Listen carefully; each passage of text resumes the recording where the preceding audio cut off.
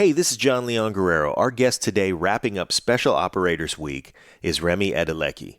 His story is truly remarkable. He was born in Nigeria into a very wealthy family. He went to the best schools, lived a very comfortable life of privilege until his father passed away in 1987.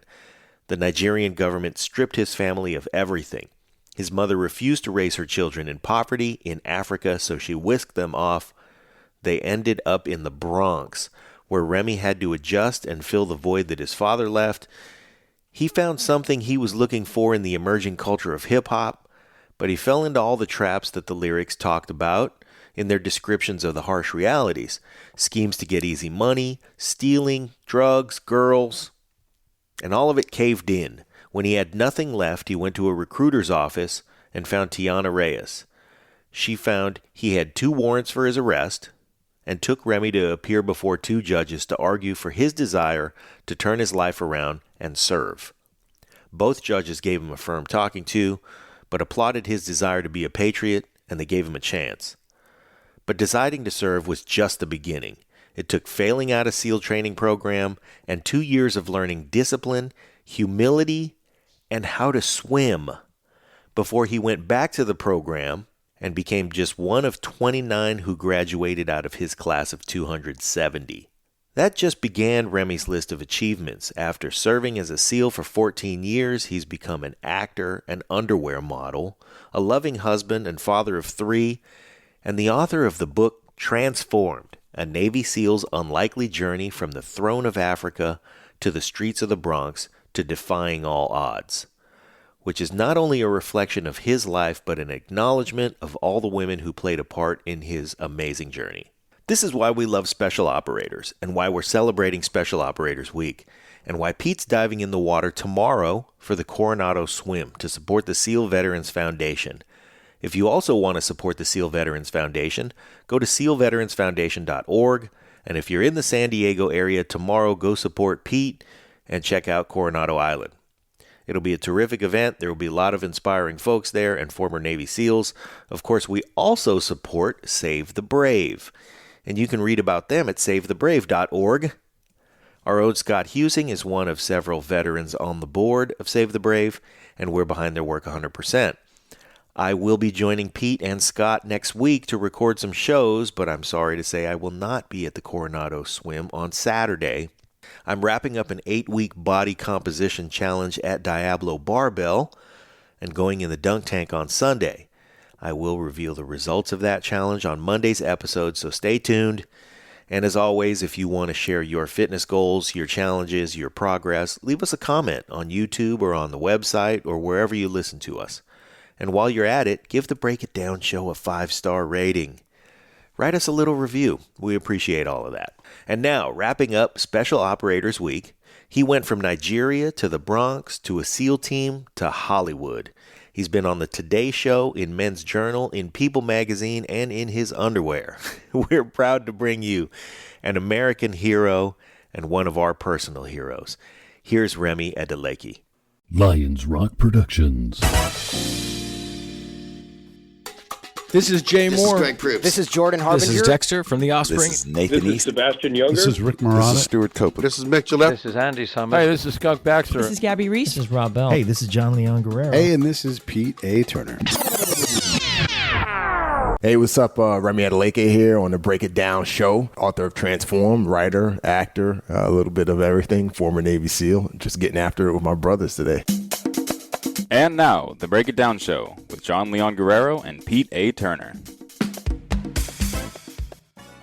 Yeah. So we're going to use Jason Piccolo's episode of The Protectors and Mark Zinno's episode of Hazard Ground as like part 1. All of that SEAL stuff is awesome. Yeah. You've talked about it. Maybe we'll get in a little bit of all the places you've had to pass through and transition out of. I want to talk to Remi the writer. Yeah. That's what I love doing. And Scott's here with me, of course. Yeah. Yeah, it's always good to be here, and we could go through this on every episode about the connections we have. And yeah.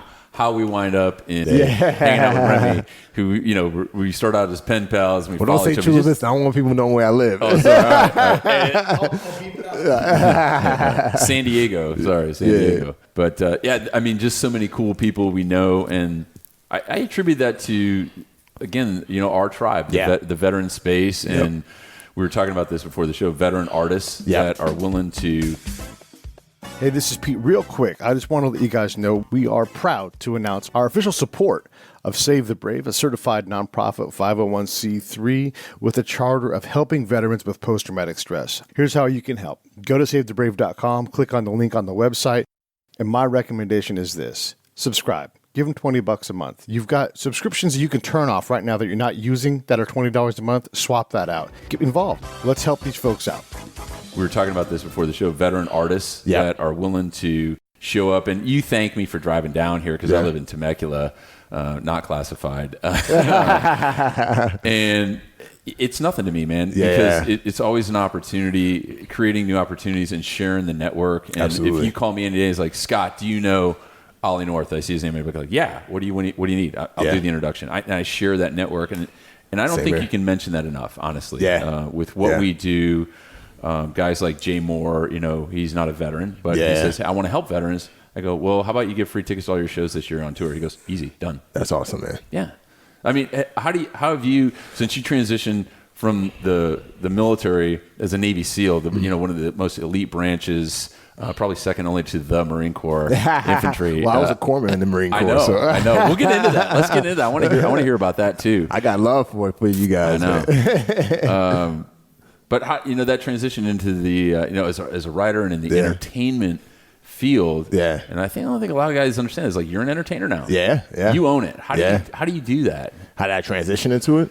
Yeah, what was I know there were a couple catalysts that I know about, but tell everybody, what was that fuse that when you transitioned, like you were talking about Jeff Gummit, like his badass Navy SEAL, right? Yeah. Making swimsuits at Sunga Life. Yeah. How do you make, like, no one would ever think this badass door kicker is going to do this? How'd you do it? I mean, for me, it's one of those things where I just, I had to be open to the possibilities. I had to be open to concepts that typically I wouldn't be used to doing, and then I had to really tap into the things that I had learned over the course of the years in my time in the military and saw to help me get over the threshold. When I got out, in 2016, I didn't fully know what I was going to do. Like, I thought I was just going to be a speaker. I had a background in speaking, and I also had a background in writing, especially with the work that I did in the teams in human intelligence. And but I just didn't quite know what I was going to do. And the phone didn't ring, man. I put the word out there to speak and to consult, and companies didn't call, like nothing happened. And here I am just, like, dang, I got to pay the bills. I had a good cushion of money saved up, and my wife is a doctor, so that helped tremendously, but still. And then finally, I received a phone call to do the Transformers film. And again, I wasn't an actor. I wasn't trying to be an actor. I had no desire to be an actor. But I was open. I was just like, okay, this is not something that I would, beat down the door to go do, but let me just try it and see where it goes. And I did. And it was just supposed to be one day, but ended up, long story short, ended up turning into 6 months. And that just opened up so many more doors in the arts for me. I got more commercial work as an actor. I was able to do some work on a TV show. And then when Transformers came out, that's when, I got a lot of media coverage. My story got a lot of media coverage. And that's how I was able to get my book deal through HarperCollins. And there's way more to the story, but I'm kind of, condensing it for the sake of just. You said you're a writer and a human collector. By the way, hashtag Spy vs. Spy. Yeah. Human guy too. Yeah. I like to have these gritty conversations about what it is. So we're writers. We tell stories. And you have to tell it in a format that people can understand. But why does that make you a writer? Well, man, it goes even back past that. When I was a kid, my mom. And I'm gonna get to your answer. You're good. I'm sorry. I'm just a person that likes to give extra context, so I apologize in advance.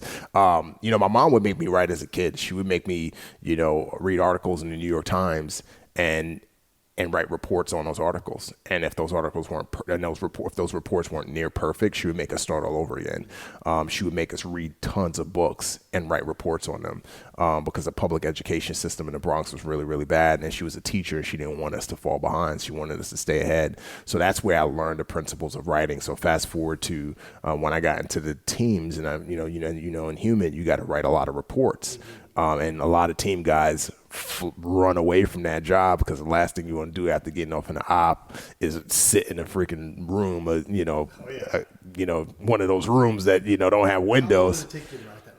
It starting out took me hours. Because as you know, there's a format that you have to follow. You gotta do a lot of correcting. Your grammar has to be on point because these reports are going up the chain of command. Because you're not writing a report just for like the person immediately above you. Yeah. Elements of your report can end up on the general's desk. Yeah. Or the agency. Yeah. Or the DIA. Yeah. Trying to write to an audience that you just don't know. Yeah. Really challenging. Yeah. I found that a lot of times the military would say, "Oh, that's something we can do." Yeah. All of a sudden they show up and they're like, "We're here to help." Yeah.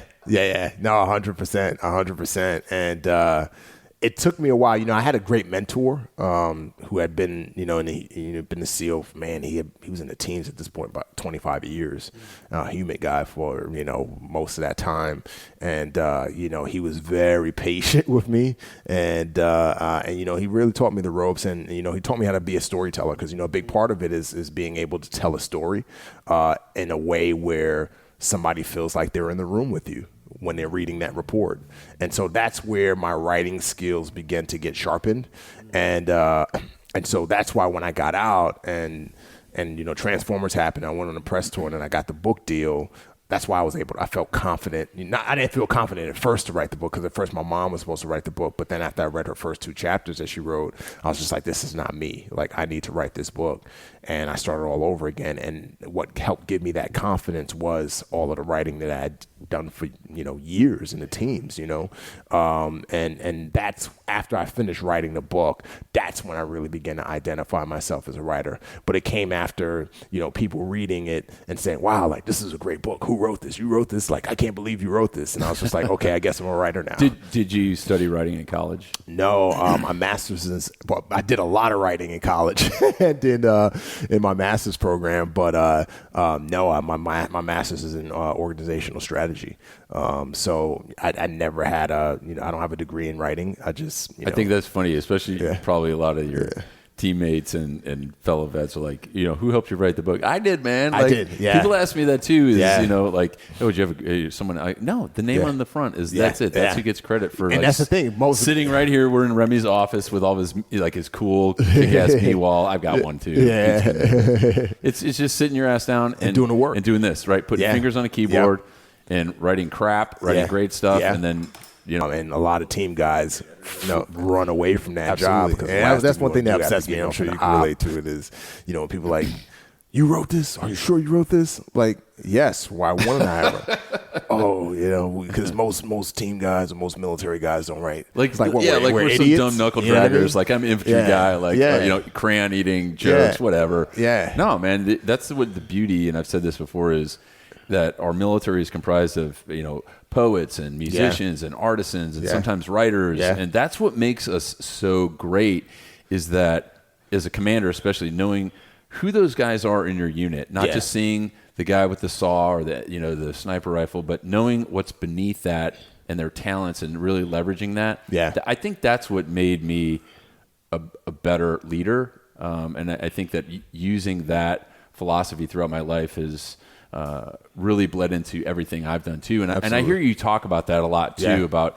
everything you learn in the military and coming from a crappy upbringing in the Bronx, coming from Africa to the Bronx and getting out of Africa, getting out of the Bronx, getting out of selling drugs and, barely escaping with your life to join the Navy. Yeah. And you apply that every single day. Absolutely. And I don't like to use the word transition because I take all the things I learned in my 24 years in the Marine Corps and I apply them to everything I do every day, and you do too. Exactly. How pervasive is that every day when you're coming in here and doing the work?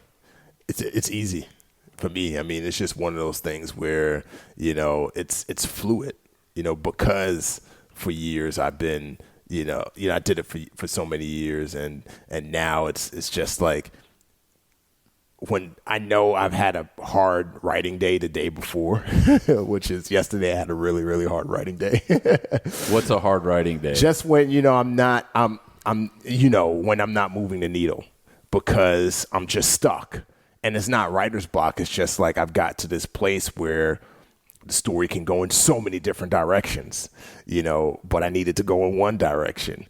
And, I need to be so specific to stay down that one direction.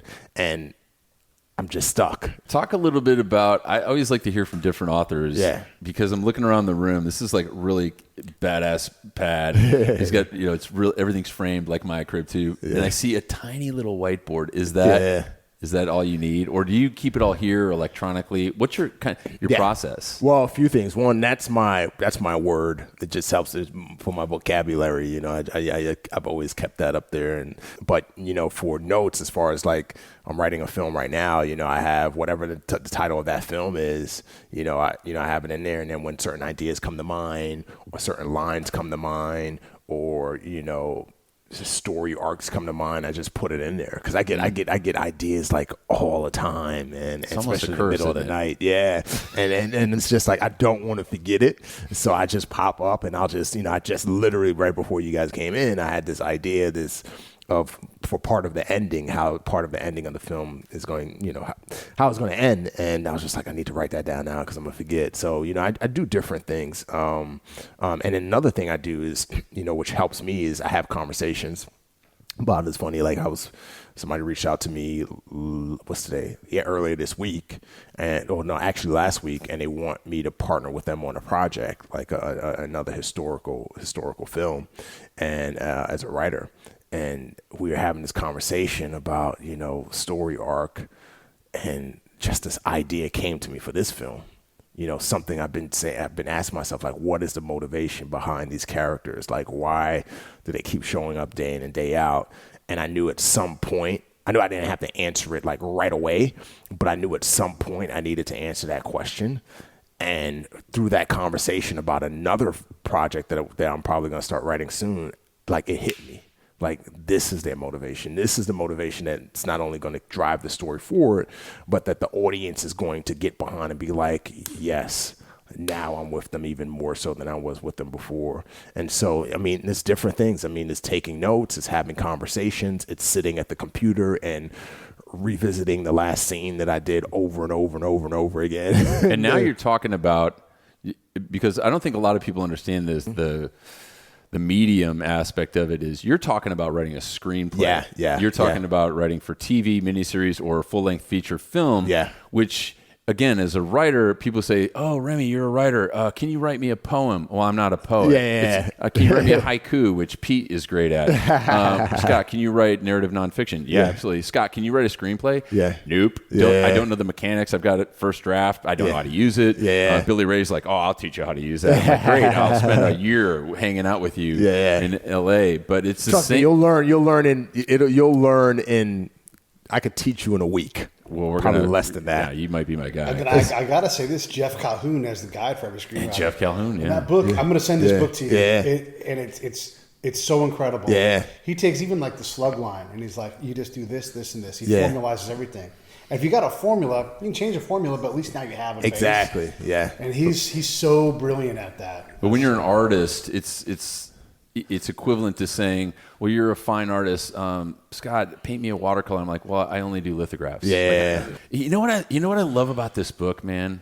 I'll be honest with you, and I'm going to take some shit for this. Probably people listening. It's like, you sold a ton of books. Yeah. You're a good-looking guy. You're a jockey model. You do all that. You're an actor. That doesn't hurt. But you didn't feel the need to stamp a Navy SEAL trident on the cover. Yeah. You separated yourself from that. And as I was writing mine, there was not a lot of Marine books written about our fight in Iraq and Afghanistan. Yeah. And I'd go into Barnes & Noble, and I'd see this stuff, and every single one has got the trident. And I'm thinking, and I've read some of them. And some of them I'm like, man, if I open this up and I got to read another chapter about buds and this and that and some of it's good, some of it, I've got my own opinions, but I think like it's done well because you could basically put a ham sandwich in between these two covers and put a Navy SEAL trident. You have a big following because of that.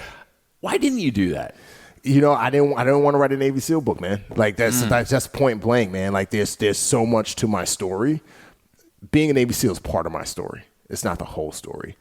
And, so one, that was one motivational factor. Another thing is, like you said, there's so many Navy SEAL books out there. You know what I mean? And then another thing for me is, there's a lot of flack behind, guys who write books get a lot of flack. And from guys who don't even read the books, right? So in the teams you're talking about, the like teams, SEALs. In the teams. And what I didn't want to happen was, another team guy writing the book, which is going to happen anyway. But I wanted to be able to say with confidence, read my book. There's only 3 chapters in the book about the teams. 4-chapter book? It's a 29 chapter. It's a 29 chapter book, But I intentionally wrote it that way because I just wanted to share a journey, because 99.9% of people on this planet will never, ever be a Navy SEAL. So I felt like personally, and this is not speaking for other guys, I felt personally, if I wrote a Navy SEAL book, I would just be writing it to entertain. What I want to do is I want to write a book for the purpose of inspiring positive transformation, bringing reconciliation, because as you guys know, there's so much division in the country. I wanted to bring, reconciliation. I wanted to bring healing. I wanted to bare my bones so that people see that, dang, like, this guy was a failure. Like he's a failure. He's failed so much, but he's picked himself back up. That's me. Like, I failed so much. I wanted to write a book that people could relate to, because 99.9% of people on the face of this planet will fail at something at some point in their life. But 99.9999% of people will never, ever be Navy SEALs. So, that was one of the other factors, one of the other reasons why I didn't want to put the Trident on it, because it's not a Navy SEAL book. You know what I mean? It takes a lot of personal courage as a business person, as a writer, to not do that, knowing that there's there's SEAL groupies in America, and there's a fascination with the, even though a lot of the curtain has been pulled back, but still to do that, I think it takes some balls, to really break away from that. And you're right. Guys like, Matt and Marcus and Rob, like, there's a lot of infighting, and you guys. And I'm not knocking anybody. Neither am I. Like, I like yeah. those guys, and I think there's importance to every story, and I think it takes courage, knowing that you're going to take some shit within your community and outside. And I said, you know what? Don't drink the poison to those guys. And I'm friends with some of them. Yeah. And I think that there's definitely a market for that. But again, like, that's what I love about Transformed is you shared in this book. And let me ask you this question, because people have asked me this. At what point in the writing process where you got like 90, 100,000 words and you're like, hey, I got to stop writing. Like, there's too much. And then someone read it and said, hey, there's not enough of you. Well, honestly, I didn't get that. I never had somebody say, it's not enough of you in the book. What I did get, though, is my publisher wanted this book to be 60 to 80,000 words. What did it come out at? It's 100, and I turned in 129,000. Like, and literally, what it boiled down to? It's 125,000. Wow. Yeah, but they literally fought me, because they were just like, nobody reads 60 to 80,000, and nobody reads over 60 to 80,000 short books attention anymore. span theater, right? And I was just like, huh? And I get that, but I was just like, they wanted me to cover a lot in the book. They wanted me to talk about Africa, the Bronx, drugs, all the stuff I did in the Bronx, sneaking into the Navy, I mean, going through BUD/S, getting kicked out of BUD/S, my time with the Marines, going back to BUD/S, being a SEAL, marriage, faith, going back to Africa, acting, all of these things. And I'm like, if I wrote about all of that, I would have to paraphrase every chapter of the book. Absolutely. And so I got the opposite. They were just like, we want this book to be half the size. And it's not that long. It's 350 pages. Yeah. An extra 50 pages to get. It's funny, like, after I turned it into the editor, the publisher turned it into the editor, because the publisher was complaining about it being long. The editor was like, Remi, we need to add more. Really? Yeah, she was like, there's so many things we need to add. She was like, I want to know more about, like, your grandmother and that relationship. I want to know more about your kids and how that affected you getting out. Like, there needs to be more. I was like, I'm glad you said that, because The publisher was saying otherwise, because the publisher hired an editor who was the project contract. editor. Who didn't work for the company. I want to ask you more of like an existential question. So you have had all these transformational moments. Yeah. I mean, rich to poor in Africa, and then you escape and do the immigrant thing. Yeah. Totally. Well, not immigrant. My mom was American, so I was born a U.S. citizen abroad. Yeah. Well, either way, you Yeah. had to leave where you did live and a new country. That's still a big deal. And then, the Bronx and all the traps there that you managed to get out of. And then you end up in the SEALs. I mean, look, I know a lot of SEALs, and none of you guys are traditional SEALs, but I can see why you didn't write a SEAL book, because that's you're not just that one thing. Yeah. You've had all these things. Have you found it now? Are you done transforming, and like, is this here in the greater Southern California area, nondescript location? Yeah. Batcave. Is this where you belong now? I don't know. You know what I mean? I don't want to put a limit on myself. I don't want to say that it is. Right now, I'm in this season where I'm a writer. Yeah. You know what I mean? I have had these, and now I've discovered this ability to write. So that's where I'm at now. I have aspirations to go past that. Like, my ultimate dream is to be a writer-director.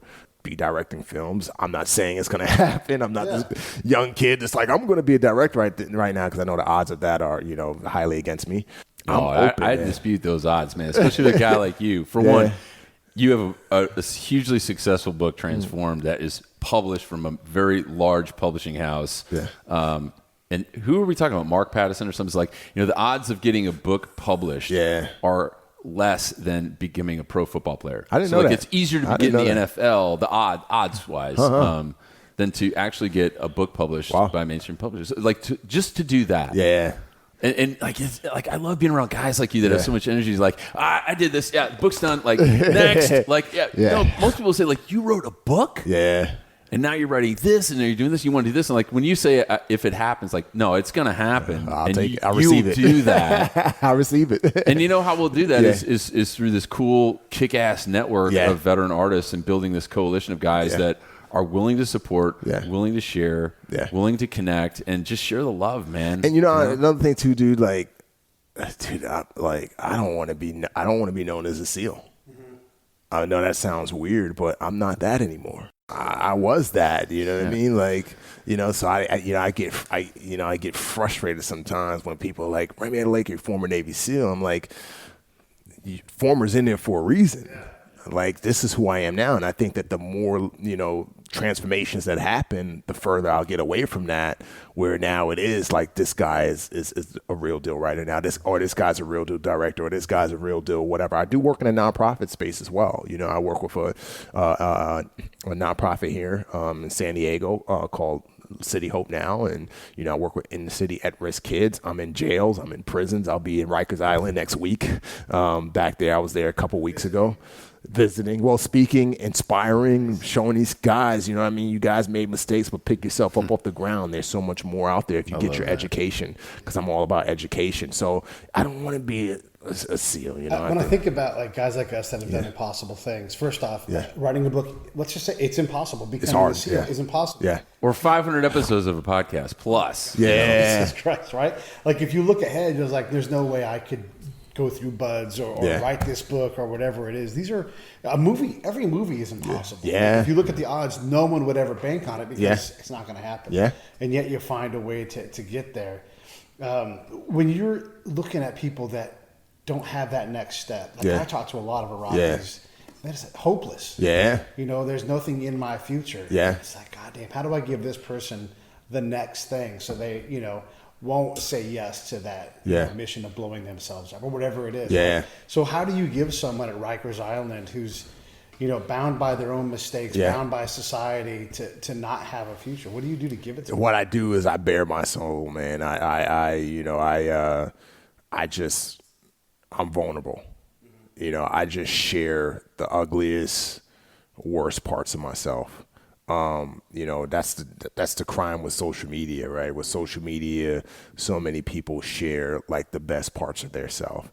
And one thing that I found working with at-risk kids, being an at-risk kid myself, working in jails and prisons and different places, is that those type of people respond to authenticity. they respond to you saying, you know what? Yeah, you are where you are, but check out what I did. And that's something people talk to me about, message me about in the book a lot is, Remi, I can't believe you said this in the book. I can't believe you shared this situation. Oh, sorry, I can't believe you shared about this situation or that, or said you were crying or this and that. And I was like, you know what? When you are authentic, that inspires and touches people, and it resonates with people. It connects with people. And so, that's how I do. Authenticity, but there's fearless authenticity too, though. We can sit down Rudy Reyes, and he can talk about having a gun in his mouth, and we can all share our moment like that.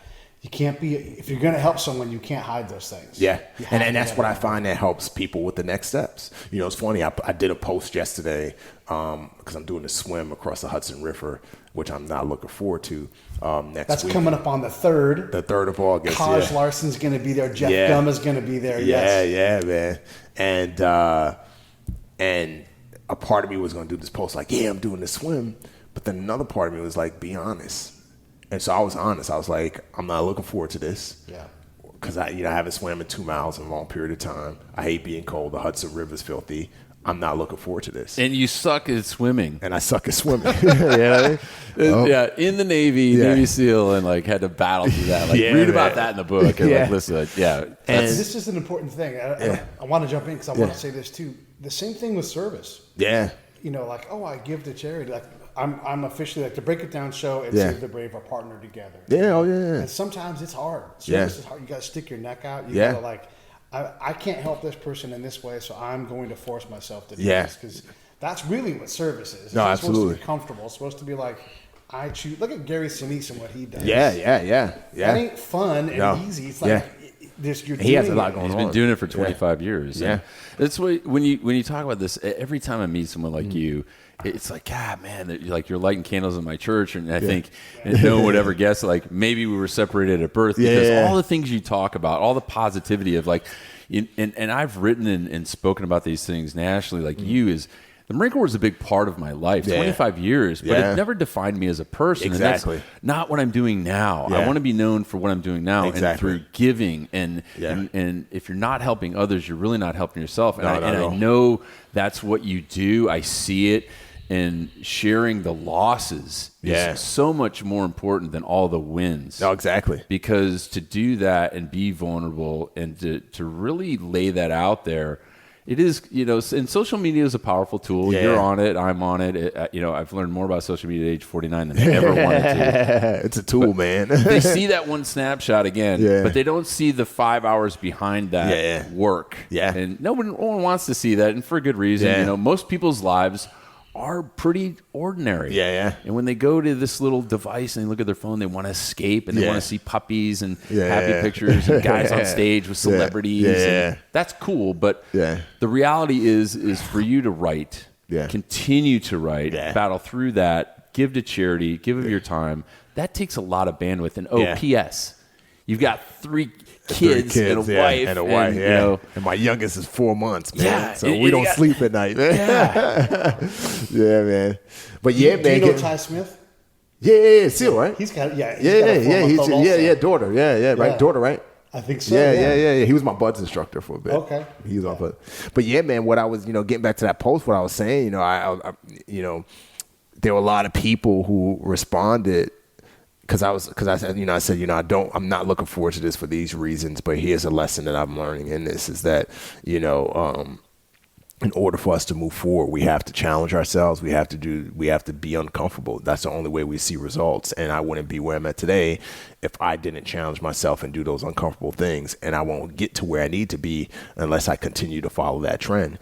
And so I said that, and there were a lot of people that was just like, thank you for saying that. Because, I needed to hear that, you don't want to do this so that I could, because there's a lot of things I don't want to do to move forward. But I got one guy, one SEAL who's like, you didn't swim since 2 miles. You haven't swam 2 miles since SEAL training. I did this, I did that, And he totally missed the point. The point is I could have easily said, I'm looking forward to this swim. I could have lied and be like, I just trained, did a 2 mile swim, whatever, last week.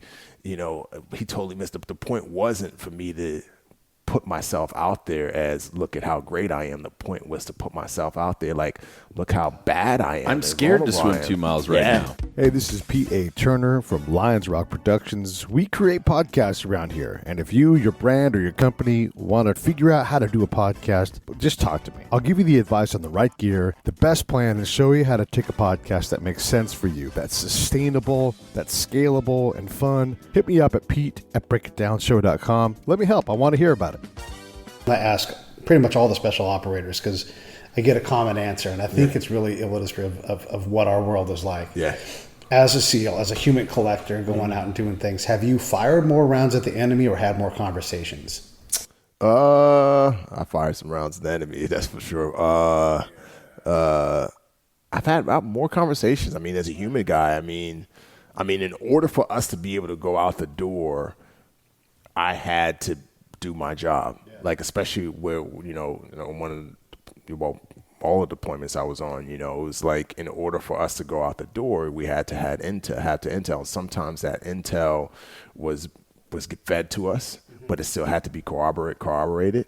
And so I would have to have meetings. Sometimes I didn't have to corroborate it, but then there were a lot of times where, our shop was driving a lot of our operations. And so, I had to have meeting after meeting after meeting, write report, send it up. Nope, this is not good enough. Nope, this, because the information, it was not like the Wild Wild West, like some people think, oh, bad guys at this house. All right, we're going to, strap it on and go after bad guy. Right. You can't just do whatever you want to do. You have to build an intel package to be able to go out the door. And it has to be vetted and screened all the way up the chain of command.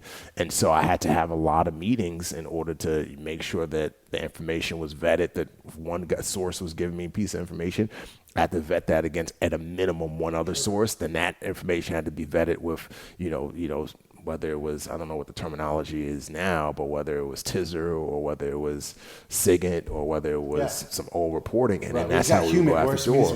Exactly. Absolutely. Yeah. So I had a lot of conversations. I'll probably have more conversations. But that's the common answer, though. Yeah. Right? Like, people have this perception that we're in a gunfight the second we leave the camp. But most of the time, you're trying to set up a meeting so you can. There's nothing worse than going to the wrong house. Yeah. Oh, yeah. Dry holes. Yeah. Dry holes, wrong houses. Or how about just the whole of human lives in it? Yeah. You come in like it's not a dry hole, and you find out, oh, shit, I hate that. Yeah. I remember one time we were on op, and we hit the wrong house because it happens. And, we still have to do an SSE, what happens with an SSE for the most part, and you feel bad because it wasn't the wrong house because of our intel. It was the guy had bounced around, so he could have been there.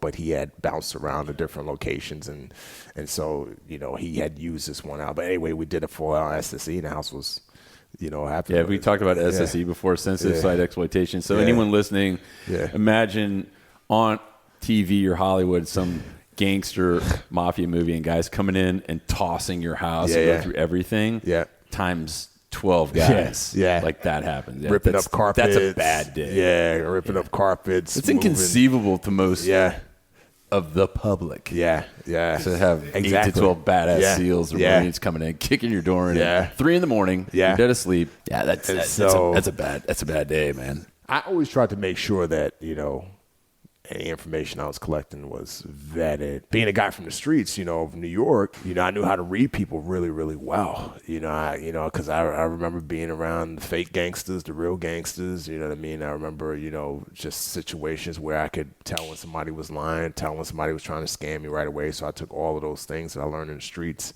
and I would apply that in my meetings, and that helped me tremendously. So I was always able to really, find out like immediately whether somebody was lying to me or trying to play me or whatever. So that helped tremendously.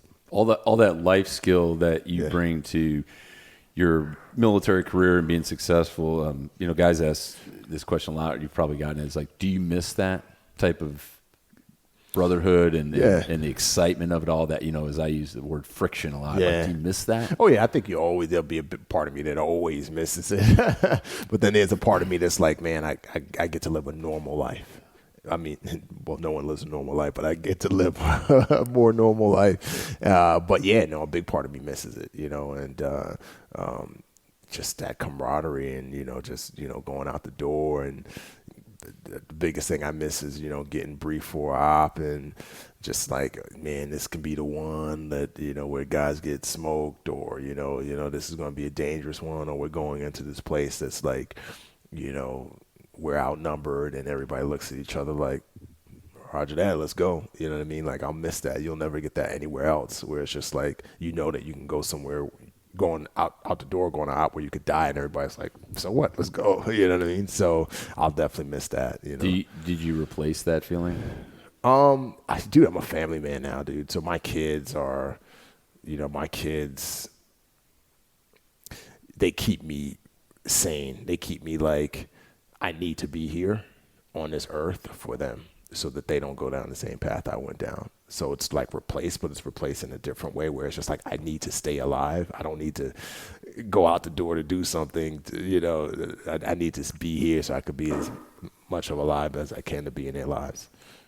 That makes sense. I don't know if that makes sense. It does, because a lot of guys that we talk to in our community too have gone through their share of struggles after they were in the military and combat, through drugs, alcohol, suicide attempps, and you're not really one of those guys. So you push fast and you immediately. No, I mean, I've gone through some really rough patches, man. Tell me.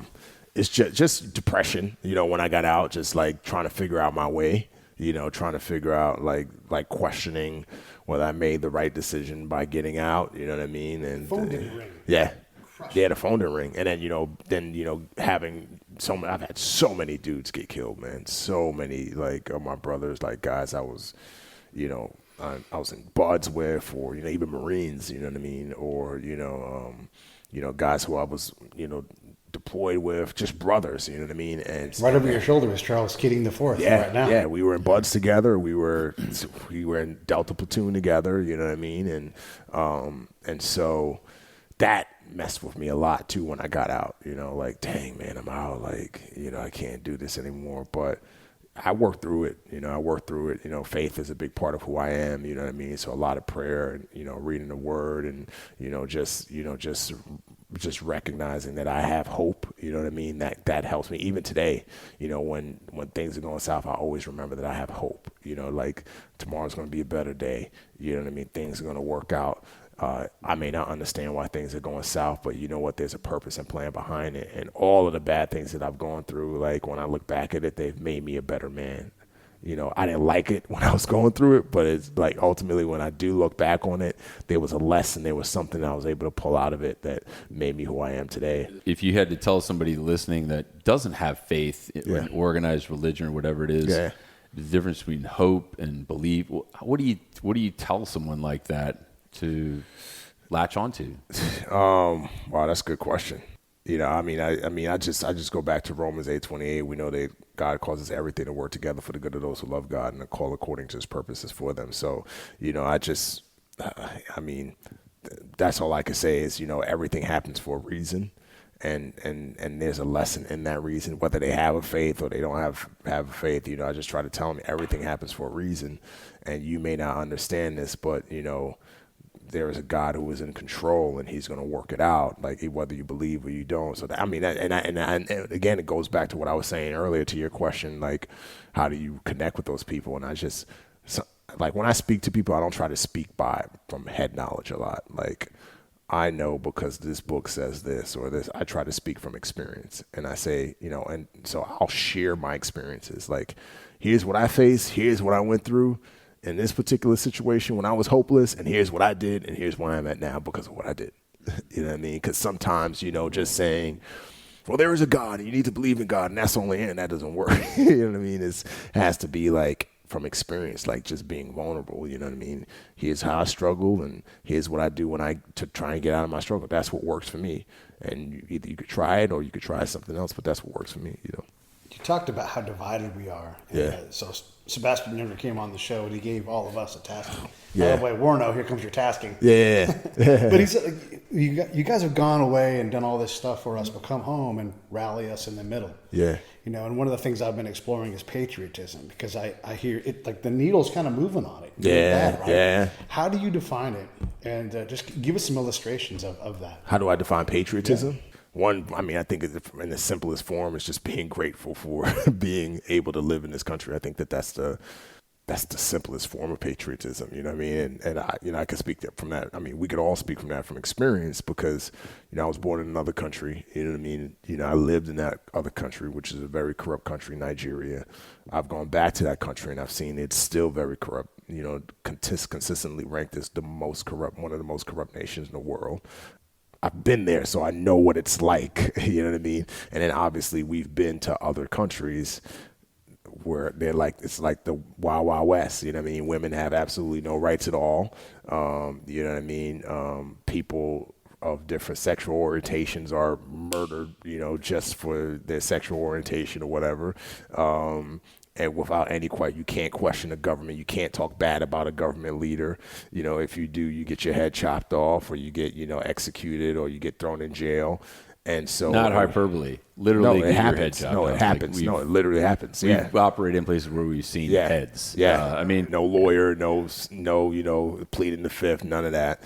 And so to go from those environments and having lived and been born in one of those environments to now being here, like, I'm grateful, right? I'm grateful to be in this country. Yes, this country is not perfect, but I'm grateful to be here because of the freedoms we have here and the ability to walk down the street, the ability to criticize government leaders and not have to worry about cops rolling in my house at night and throwing me in jail for criticizing leaders, the ability to do whatever I want to do. So not whatever I want to do, but, live somewhat of a normal life. And so I think the simplest form is being grateful to be here. Obviously serving in the military is a form of patriotism. Because now you're going that step further by saying, you know what, I'm not just grateful, but I'm going to show how grateful I am by, serving in the military. So I think that's one way. And yeah, I mean, you got young boys that are still very formidable right now. Yeah. After everything that you've been through, and I deal with this too, is having a teenager is giving them everything. And you look around, this beautiful home, beautiful area in Southern California, all the success that you enjoyed, that you worked for and earned. What's your strategy moving forward to make sure that they are grateful, that they, even though they didn't have to go through all that thing, which is the intent of every parent. Yeah. And there's a lot of parents listening to this show. Yeah. Well, how do you plan to keep them grounded? Volunteerism. Yeah. Reminding them. Yeah, obviously. We love to spoil them. Remind them we watched Glory last night. My wife, she did a really good job at explaining to them, like, this is what some people went through, like, in order for us to have America to be what it is. You know what I mean? Like, a lot of people, and like, my wife, she tries to get the comment, because you got to keep in mind, my oldest is 5, my youngest is 4. So because she had to stop. She's like, can't watch the scene at the end when they're all getting thrown in the grave or whatever. But she took them aside to really explain, like, this is why they died in the film, And so, like, we do things like that, example. I think, it's so easy to tell a kid to do something, or tell a kid, this is what I believe, you need to believe it, or whatever.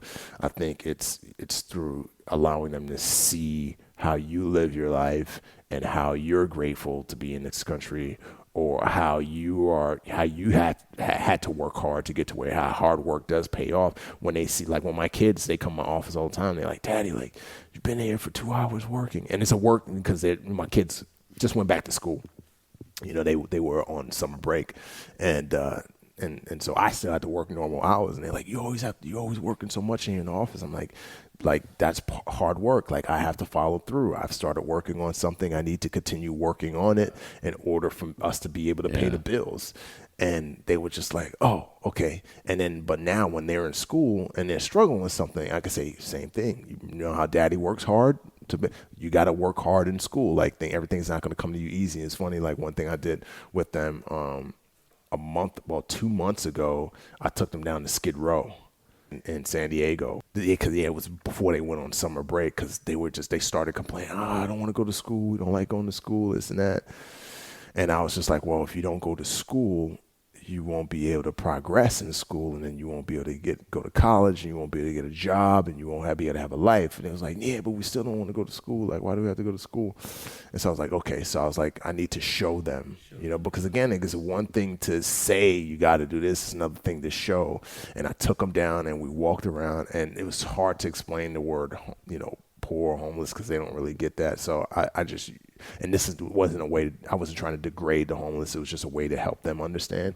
So I was like, they're bush, like bush people.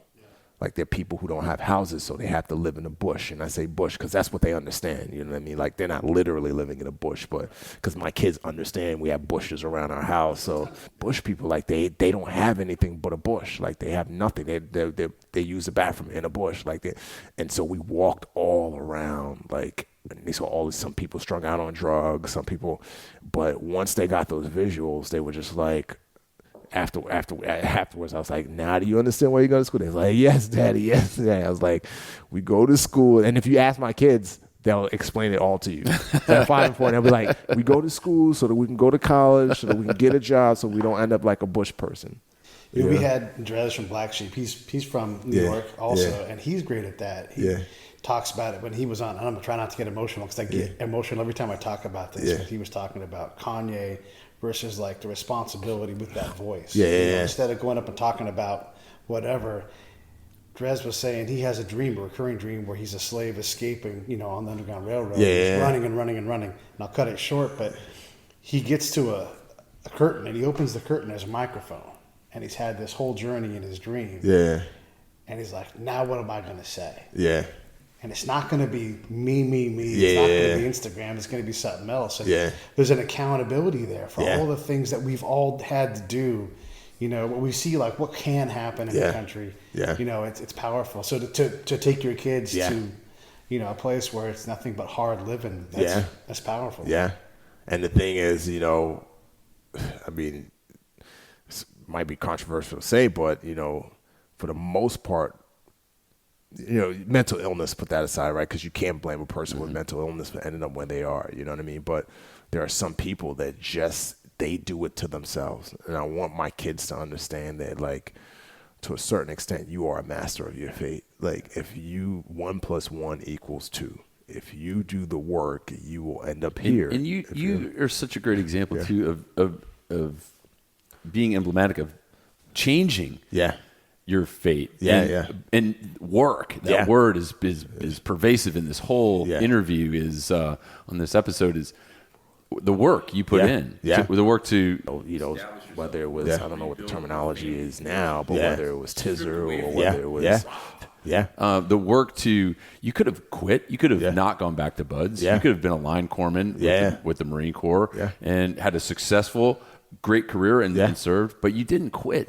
You shaped your own future. You continue to create opportunities for yourself. And I tell you, anybody listening to the show, you want to learn more about that, you got to read this book, Transformed, and you got to listen to what Remi's message is because he's speaking for himself. I don't speak for the entire veteran community. I speak for myself, and I use that voice. I'm fortunate to have it. I can tell just by looking at you and listening to you that you take that on as a great responsibility. And when you do get that feedback from people that you made an impact, I think that's important. Share just one story that you've received from a reader or someone that's listened to your story or heard you speak, something that's really impacted you from giving. It's been so many. It's like, what's the one that made you cry the hardest?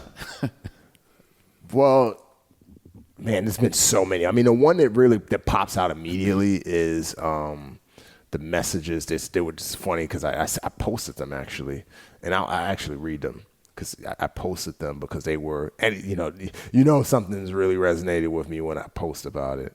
And I wasn't posting about it to point in my chest. I was posting about it just to, because it stuck with me. But here it goes. This and literally they came back to back. So one message was, tomorrow I take my third PST. This one I'm going to pass, get my contract. Just wanted to thank you for being an inspiration to a young black man out of the hood. I was always told by old heads that you can't do it. You're black. Ain't no niggas, no Navy SEAL. And I let that hold me back. Then I came across your story, which led me to a mental change on my end. That just because someone else says it can't be done doesn't mean that it can't be done. So I hope to become part of the brotherhood. I don't need a reply, not asking for any advice or any of your time. Just wanted to say thank you for showing me what I could truly accomplish by pushing past people's mentality. And then literally 10 minutes later, I get this other message from this guy and these two guys are not affiliated at all. And he says, "Hey brother, just wanted to reach out to you to tell you what an inspirational person you are to me. Like you, I'm also from the BX. I grew up in Kingsbridge Road, right next to you. I'm a third-class Naval Air Crew stationed in Washington. Your accomplishments show me nothing is impossible for people where we are from. So for that, I want to say thank you for giving me hope." So, I mean, those kind of resonate with me, and they pop in my mind immediately because these are people from the environment that I grew up in, right? And why that connects with me so much more is because I was that kid in the Bronx who didn't think I could become anything but a rapper, a drug dealer, or athlete. You're not those things? Can you rap? I can't. You know what I mean?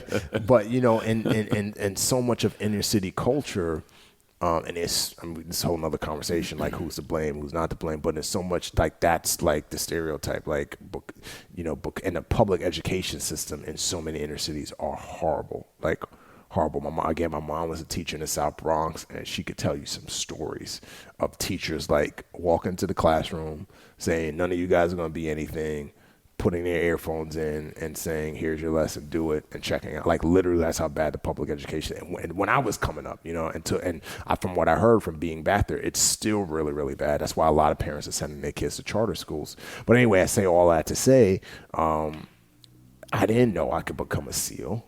I didn't know that I could be a writer. I didn't know that I could be a doctor. My brother's an engineer. I didn't know that he could be an engineer because of just this environment that we're in.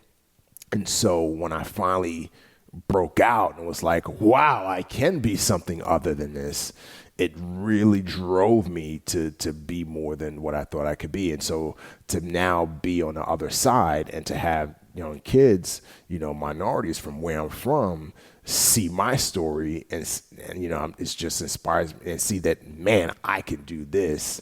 That's what really connects with me.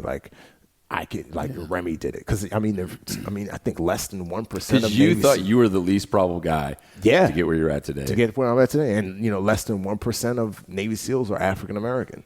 You know what I mean? I love that part where you talk about that. Is not only did you stick out because of your deficiency swimming, but you physically stuck out. Yeah, I physically stuck out.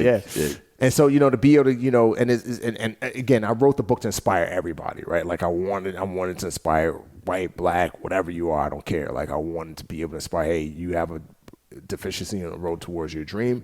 You could accomplish it if you put in the work. Yes, you failed, but you could pick yourself up. So that message is universal in the book. But I also wanted to really speak to those kids who there's only one other black Navy SEAL book, and that's David Goggins, right?